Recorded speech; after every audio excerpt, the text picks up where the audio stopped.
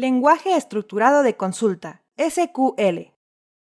En tu camino como administrador de bases de datos, vas a manejar el lenguaje SQL, el cual se utiliza para definir y manipular a las bases de datos y consultar información, por lo que es necesario que comprendas en qué consiste y cómo utilizarlo.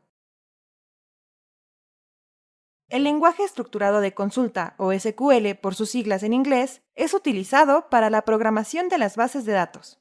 Se divide en el lenguaje de definición de datos. Sirve para crear, modificar y borrar una base de datos, tablas y campos. Contiene las siguientes funciones básicas. Create.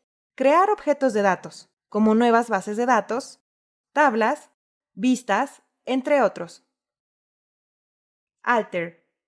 Modificar la estructura de una tabla u objeto.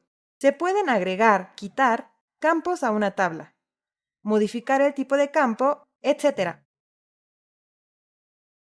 Drop. Elimina un objeto de la base de datos. Truncate. Borra todo el contenido de una tabla sin eliminar a la misma. El lenguaje de manipulación de datos sirve para insertar, modificar, borrar y buscar un registro de la base de datos. Opera con las siguientes funciones básicas. Insert. Agregar registros a una tabla. Update. Actualizar o modificar registros sin necesidad de borrarlos y volverlos a agregar. Delete. Borrar registros de una tabla.